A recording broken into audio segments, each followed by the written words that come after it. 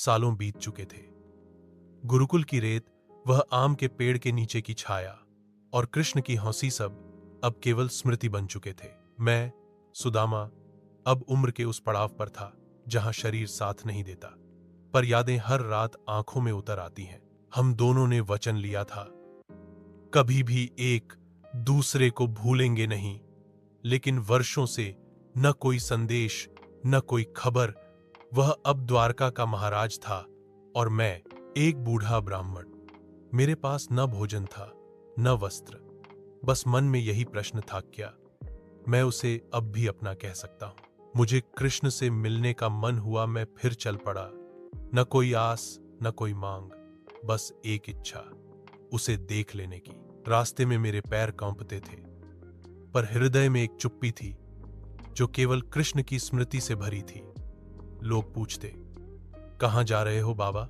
मैं बस मुस्कुरा देता, जहां मन कई जन्मों से रुका हुआ है।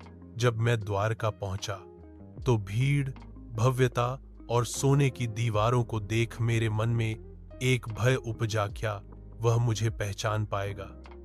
मैं महल के द्वार पर पहुंचा। पहरेदारों ने मुझे देखा और बोले, राजा अब विश्राम कर रहे हैं, हटो बूढ़े ब्राह्मण। मैंने कुछ नहीं कहा, पर तभी एक कोमल सी आवाज सुनाई दी, रुको।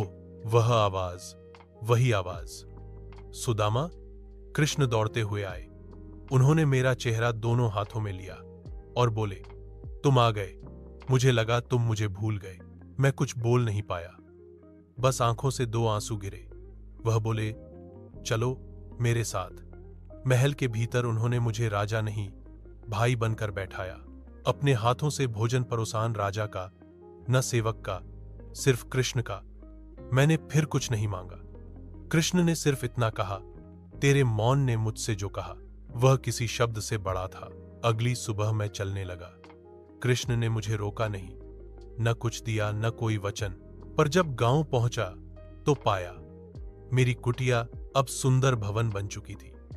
बच्चों के चेहरे पर मुस्कान थी, रसोई में घी की खुशबू थी, और मैं समझ गया, कृष्ण ने कुछ नहीं कहा, लेकिन सब दे दिया।